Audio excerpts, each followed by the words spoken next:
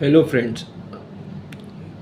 आज हम बात करने जा रहे हैं rise and establishment of Maratha rule के बारे में। Rise and establishment of Maratha rule की अगर बात करें तो सबसे पहले तो यही जानना होगा कि भाई मराठा जो है उनका जो है ग्रोथ कैसे हुई।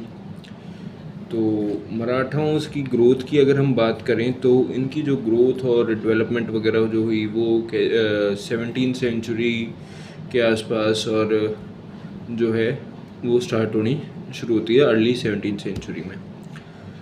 तो इनका जो है जोग्राफिकल कंडीशन महाराष्ट्र की अगर बात करें तो जो है वो फर्टाइल रीजन नहीं था, ब्लैक सॉइल जो थी वो वहाँ पे प्रेवलेंट थी। और इन्होंने जो है अपनी इंस्पिरेशन जो है, क्योंकि ये पहले समझे थे कि ये बाहर का एरिया है, इनको खुद को नहीं पता था कि ये इंडिया में आते भी हैं या नहीं आते। ये बहुत ही बैकवर्ड और एग्रीकल्चरल लैंड थी, जैसे कि मैंने आपको पिछले लेक्चर में भी बताया। तो इन्होंने जो है अपनी जो इंस्पिरेशन हैं वो ड्राइव करी फ्रॉम एंशियंट हिंदू किंगडम्स से, जैसे कि कृष्णदेव राय ने डिफीट किया था कई नेबरिंग मुस्लिम किंग्स को। तो ऐसे करके जो है ये राइज हुए थे करना। और अलाउद्दीन खिलजी के अगेंस्ट जो है उसके अगेंस्ट भी साउथ के इंडिया के किंगडम्स ने जो है वो रेजिस्ट किया था उसे उसके। फिर रिलीजियस लीडर्स का भी इन पे इम्पेक्ट पड़ा, चाहे वो तुकाराम हो, चाहे रामदास हो, चाहे एकनाथ जी हों, क्योंकि इस टाइम पे जो है 14-15 सेंचुरी में वो काफ़ी 16th सेंचुरी तक मतलब काफ़ी जो है, और 17th सेंचुरी 18th सेंचुरी तक भी चल रहे थे कि रिलीजियस जो हैं लीडर्स जो हैं, या फिर जो कहें हम रिलीजियस जो पीपल हैं वो मतलब लिटरेचर लिखने लग गए थे, प्रोपोगेट करने लग गए थे अपने रिलीजन के बारे में। तो उससे जो है वो भी अवेयरनेस जो है वो क्रिएट कर रहे थे।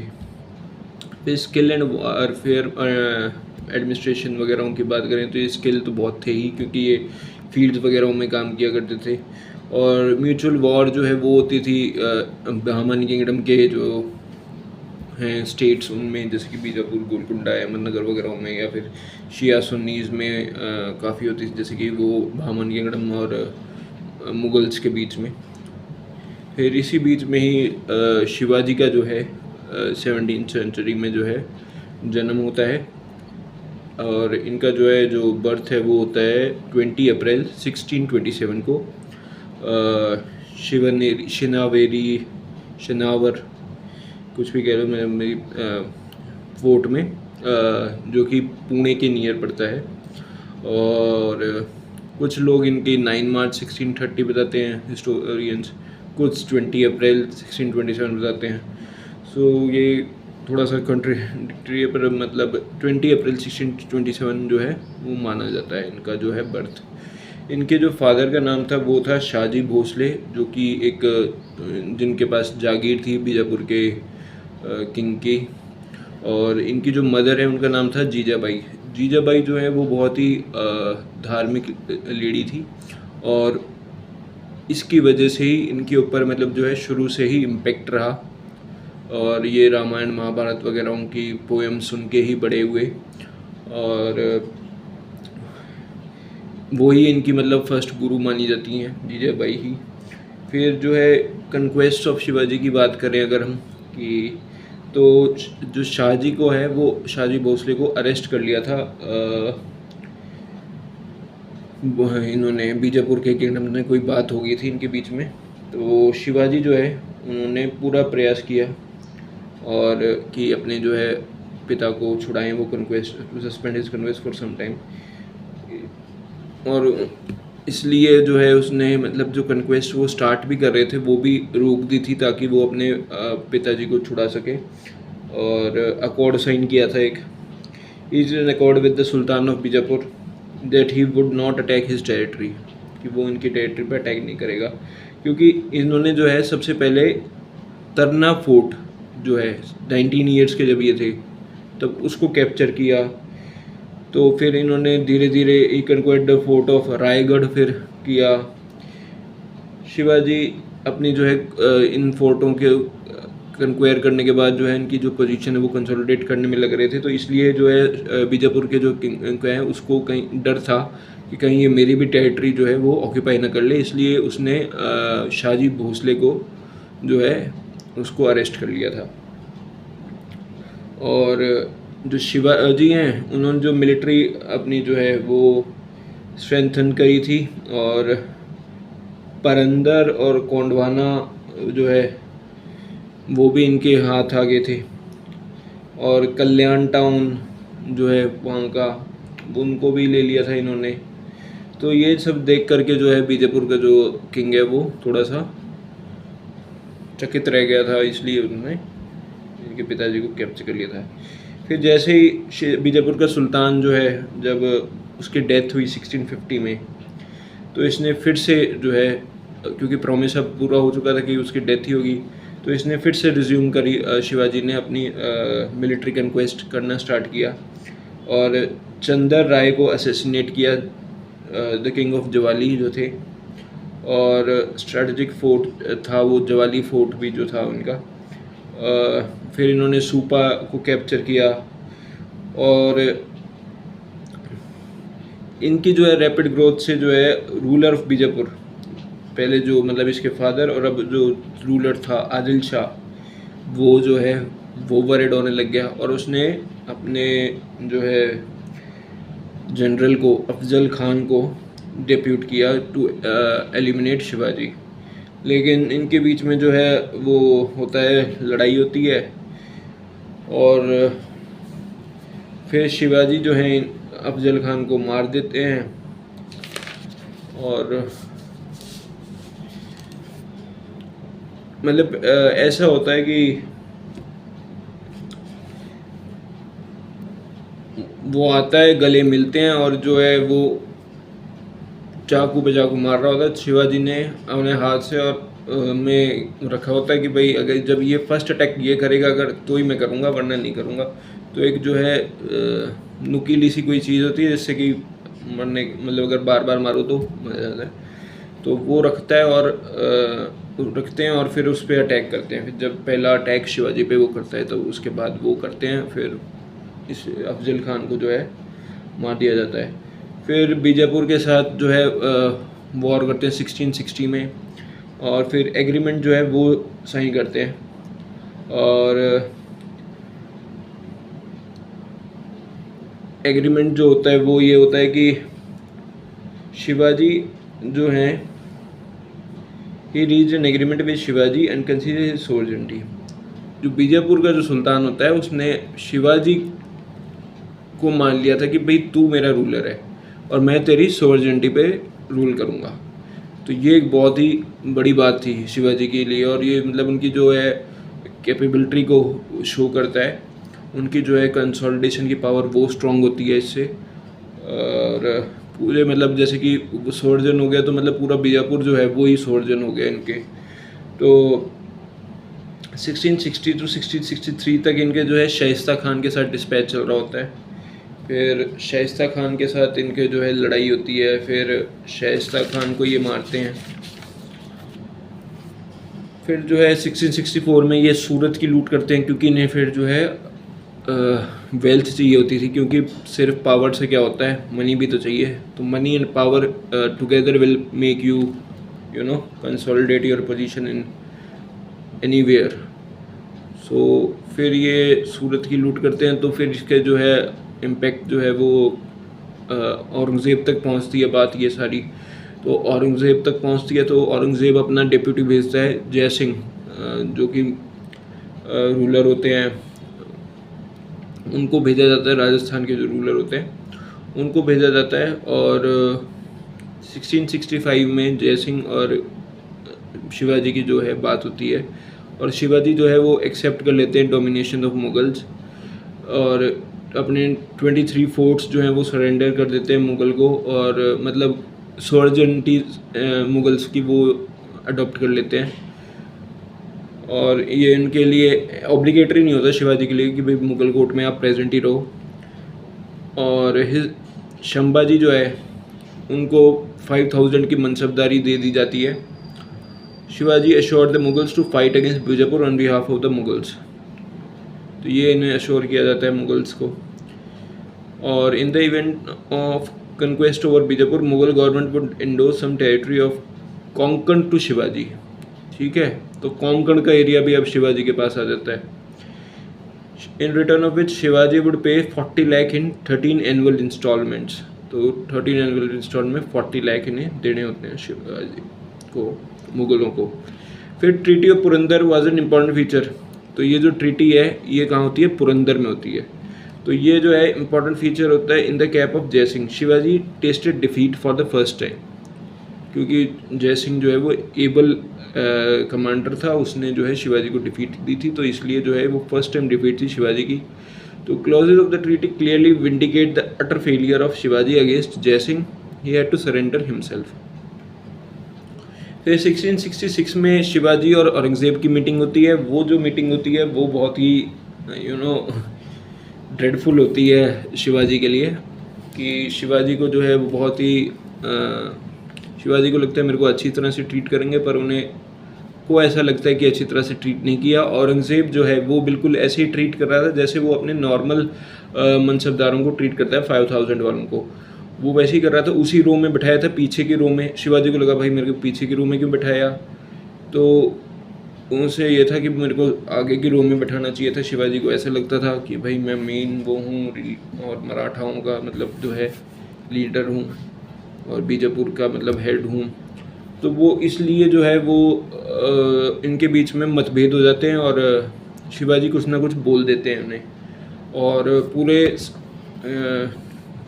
क्या बोलते हैं इनके दीवाने आम दीवाने ख़ास में, तो दीवाने ख़ास में होती है मीटिंग या दीवाने आम में, जहाँ भी वो मीटिंग कंडक्ट होती है उसमें वो औरंगज़ेब के अगेंस्ट बोल देते हैं। तो औरंगज़ेब को ये बात बुरी लगती है और औरंगज़ेब इनको प्रिजन में डाल देता है। फिर प्रिजन से लेकिन ये भाग जाते हैं, और तो ये भी एक वो होती है फिर कि मुग़ल और शिवाजी का फिर जो है एग्रीमेंट होता है, और शिवाजी को क्लीन होता है औरंगज़ेब तो पनिश करने के लिए because of his escape from the prison. तो मुग़ल गवर्नर भेजता है डेक्कन का और अगेंस्ट शिवाजी। औरंगज़ेब जो है बस फोर्स टू साइन इन, तो उसको जो है वो हरा देता है शिवाजी। फिर औरंगज़ेब जो है वो फोर्स्ड होते हैं साइन करने के लिए ट्रीटी। तो मुग़ल जो है वो एडमिट कर लेते हैं सॉवर्निटी शिवाजी की। Brought the promise to suspend military activities against each other. ठीक है, तो ये वहाँ पे सिर्फ मराठा रीजन में ही मुगल्स जो हैं वो सॉवर्निटी स्वीकार करते हैं, पूरे इंडिया में नहीं। कहीं आप सोचो पूरे इंडिया में ही उस टाइम पे। However, the peace brought about by the helplessness of Aurangzeb lasted only as long as Shivaji consolidated his military power. तो जब तक वो शिवाजी की इतनी मिलिट्री पावर थी नहीं, क्योंकि है ना, तो फिर वो जैसे ही वो पावर अपनी राइज करते हैं शिवाजी, तो फिर से ये जो है शिवाजी जो है वो स्टार्टेड असर्टिंग हिमसेल्फ, और फिर जो है वो फिर से कंसोलिडेट करने लग जाते हैं लैंड को अपने को। सो सेकेंड लूट ऑफ सूरत करते हैं फिर, और उसे प्लंडर्ड करते हैं। Shivaji attack the affluent fort of Surat and plundered it. 66 lakh rupees वहाँ से लेके आते हैं। In 62 Marathas got chauth from Surat. Chauth और सरदेश मुखी जो है वो टैक्सेस जो लगाते हैं तो वो लगाना स्टार्ट कर दिए। 25% चौथ लगते थे, 25% प्लस 10% जो है वो सरदेश मुखी लगता था, तो वो लगाने शुरू कर देते हैं। वो जो भी टेरिटरीज मराठास एक्वायर कर लेते हैं उन पे। After treaty of 1667 Shivaji greatly affected the Mughal power. ठीक है, तो getting back areas from Mughal. अब जो है 1670 में जब उनके पास मनी भी आ गई फिर से और मिलिट्री भी इन्होंने कंसोलिडेट कर ली, तो फिर जो है दोबारा से वो अब मुगलों पे अटैक करना स्टार्ट कर देते हैं। तो एनकरेज बाय द लूट of Surat, Shivaji resumed had attack on the territories which had been merged with the Mughal kingdom in the wake of Purandar Treaty. So consequently Shivaji recaptured the forts of Sinhagad, वो जिस पे movie है ना आई थी, कोंढाना का fort, ये तानाजी की movie आई थी अभी अजय देवगन की। तो सिंहगढ़ के बाद पुरंदर, लोहगढ़, ये जो है फोर्ट्स जो हैं वो वापस से ऑक्यूपाई कर लेते हैं। The enrage Aurangzeb helplessly watch the conquest of Shivaji. The disturbance on the north west frontier had captured his attention. क्योंकि जो है औरंगजेब नॉर्थ वेस्ट में बिजी था उस टाइम पे, क्योंकि यूसुफजई ट्राइब और अफरीदी ट्राइब वगैरह वो सारी ट्राइब वो नॉर्थ वेस्ट में उसे तंग कर रही थी, तो उसका जो पूरे अटेंशन थी वो सारी नॉर्थ वेस्ट में थी। साउथ में वो इतनी अटेंशन दे नहीं पा रहा था, तो साउथ में जो है शिवाजी महाराज वो पूरा ऑक्यूपाई कर रहा था अपना रीजन, चाहे वो पुरंदर हो, चाहे लोहगढ़ हो, चाहे वो सिंहगढ़ हो। तो अपना जो एरिया वो कंसोलिडेट कर रहे थे, एम्पायर अपना कंसोलिडेट कर रहे थे। और 1674 में जो है शिवाजी ने अपने आप को राजा जो है डिक्लेयर कर दिया था, क्योंकि उन्हें अपना मैग्नीट्यूड ऐसा लग रहा था। Is magnitude Shivaji declared himself as crown in 1674। 16 जून 1674 में इनका जो है 1674 में इनका जो है कोरोनेशन हुआ था, वैदिक राइट्स वैदिक रिचुअल्स के साथ ही हुआ था मतलब, और took place with great pomp and show at Raigad में हुआ था, ठीक है। On the historic occasion he gave liberal donations to the poor, जैसे कि सब राजा करते ही हैं। तो Brahmins and the religious places and Hindu traditions he adopted the title of Chhatrapati जो है नाम। पहले शिवाजी था, छत्रपति महाराज जो छत्रपति शिवाजी महाराज जब वो 1674 में इनका नाम पड़ा, छत्रपति इनके नाम के आगे 1674 में लगा। अगर कोई पूछ ले तो कि भाई छत्रपति कब लगा इनके नाम के आगे, जो कि मतलब छत्रपति मतलब कहा जाता है सेवियर ऑफ हिंदू रिलीजन, ठीक है। 50 लाख वर स्पेंट, 50 लाख रुपए लगे थे इनकी जब ये कोरोनेशन हुई थी। तो अब ये सिर्फ रॉबर नहीं रह गए थे, सिर्फ वो नहीं रह गए थे जो चोरी चोर वाला, अब ये किंग बन गए थे साहब। लेटर कन्क्वेस्ट ऑफ शिवाजी की, अगर लेटर कन्क्वेस्ट की बात करें आफ्टर हिज कोरोनेशन, तो इन्होंने जो है इस अटेंशन अपनी शिफ्ट करी टुवर्ड्स साउथ में। बस fully secure from north boundary से, ठीक है, क्योंकि वो इन्वेड कर नहीं रहा था औरंगजेब, वो क्योंकि नॉर्थ वेस्ट में बिजी था। invaded several parts of south as a result of which he captured the territories of Jinji, Velora, Sira, Belari, Arni, Tanjore. तो यहाँ तक के एरियाज़ को जो है वो शिवाजी ने ऑक्यूपाई कर लिया था। Possibly he also occupied Goa area also, क्योंकि उसने कहा था ना कोंकण वो आप इंस्टॉलमेंट देते रहो और सब वो, तो कोंकण का एरिया जो है गोवा वो भी ऑक्यूपाई कर लिया था। और दिलेर खान के अंडर मुग़ल फोर्सेस जो है 1678 में शिवाजी के साथ फिर से एक मतलब जो है कन्क्वेस्ट होती है। तो इस कन्क्वेस्ट के बाद जो है शिवाजी ने लेटर लिखता है औरंगज़ेब को, condemning him from his spirit of intolerance. तो कंडेम करते हैं शिवाजी को कि भाई नहीं औरंगज़ेब को कि भाई ये क्या आपकी इंटॉलरेंस की जो पॉलिसी है हिंदूज़ के प्रति वो बहुत ही गलत है। शिवाजी की जो डेथ है वो जैसे कि मैंने आपको बताया कि 1680 में हो जाती है। 53 ईयर्स के होते हैं ये इस टाइम पे। इनका जो एम्पायर की एक्सटेंशन है, और 1680 देखो औरंगज़ेब का भी देखो माइंड, औरंगज़ेब का माइंड भी देखा जाए तो वो भी नॉर्थ वेस्ट से साउथ की तरफ, वैसे तो प्रिंस अकबर की वजह से आया था लेकिन टाइम पीरियड लगभग यही था। औरंगज़ेब भी साउथ में 1680 में ही आया, इसके आसपास ही। तो देख रहे हो जब तक शिवाजी यहाँ पे था तब तक औरंगज़ेब भी नहीं आया, वो भी राइट अपॉर्चुनिटी का वेट कर रहा था, ऐसे भी कह सकते हैं हम, if we have to go with the Shivaji. So extent of empire की अगर शिवाजी की बात करें तो होल ऑफ मॉडर्न महाराष्ट्र जो है वो उनके एरिया में आता था। और इनका जो है किंगडम इनकी डेथ के टाइम में स्वराज वेस्टर्न घाट्स जो है वो इनके रीजन में आते थे, कोंकण एरिया आता था, कल्याण गोवा आता था, ईस्टर्न माउंटेन्स आते थे, प्रोविंसेस ऑफ साउथ भी आते थे थोड़े बहुत, जैसे कि वेस्टर्न कर्नाटका, बेलगांव, तुंगभद्रा रीजन, वेलोर, जो कि वेलोर इंस्टीट्यूट ऑफ टेक्नोलॉजी है ना ये तमिलनाडु में, Chennai, and few other districts were not settled at the time of that. और कुछ और डिस्ट्रिक्ट्स भी मतलब थी इनके रीजन में इनकी जब डेथ हुई तब। फिर अगर हम बात करें एडमिनिस्ट्रेशन की शिवाजी के, तो छत्रपति यानी कि सेंट्रल एडमिनिस्ट्रेशन तो किंग ही थे। काउंसिल ऑफ मिनिस्टर अष्टप्रधान इन्होंने अपॉइंट किए थे, जैसे कि वो नवरत्न थे ना अकबर के, ऐसे ही इन्होंने अष्टप्रधान जो है इनके टाइम में थे।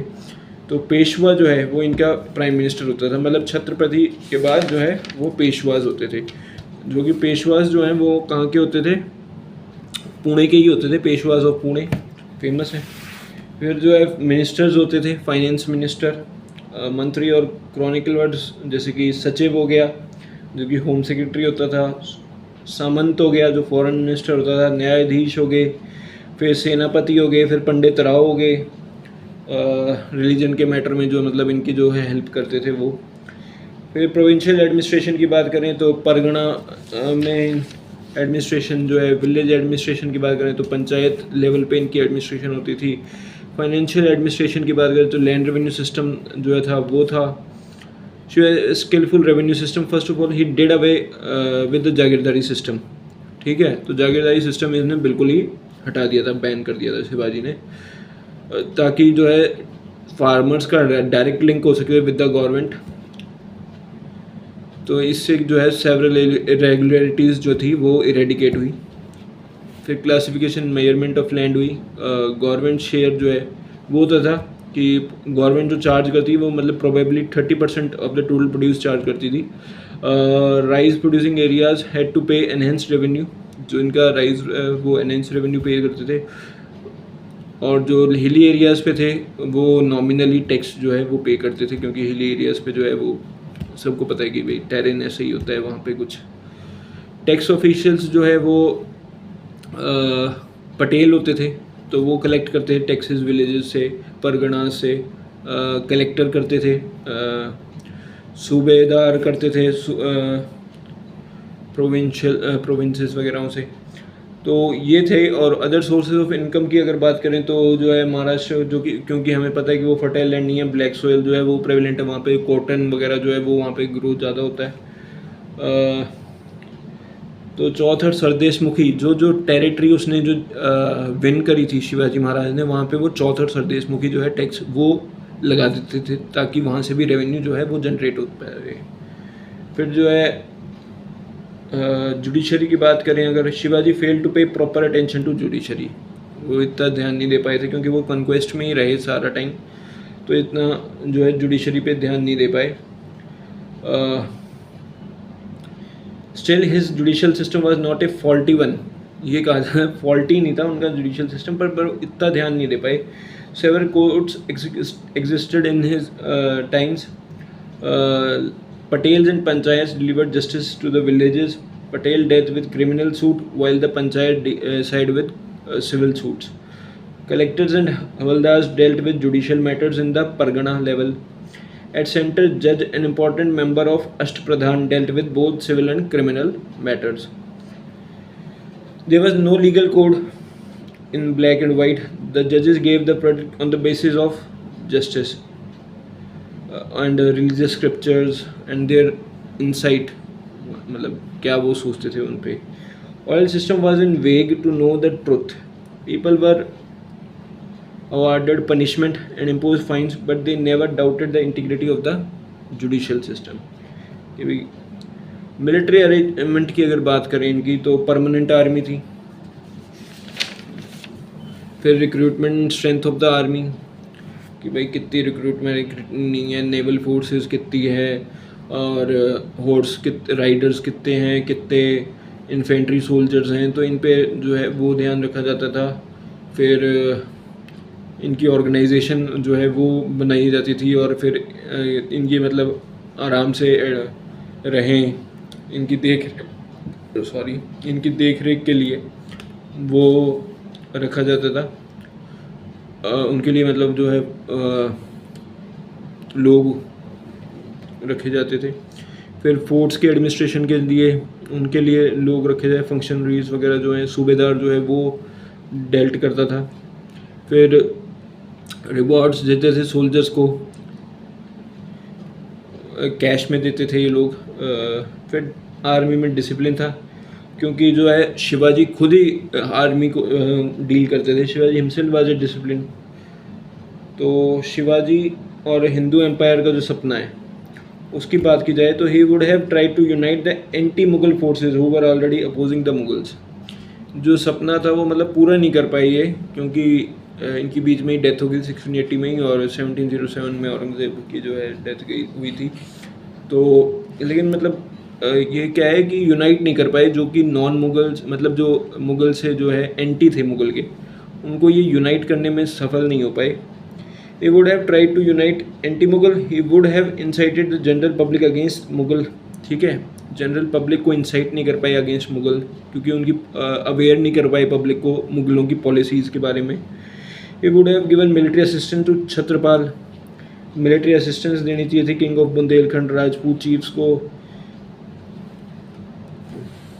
तो वो नहीं कर पाई है। मतलब यही है कि एक तो जनरल पीपल को अवेयर नहीं कर पाए, और दूसरा जो नेबरिंग रूलर्स थे जो कि एंटी थे मुगल्स के, उनको यूनाइट नहीं कर पाए। इसलिए जो है ये हिंदू किंगडम का जो इनका सपना था, स्वराज्य का इनका जो सपना था, और हिंदू शासन बनाने का जो इनका सपना था इंडिया को, हिंदू किंगडम, तो वो ये पूरा नहीं कर पाए।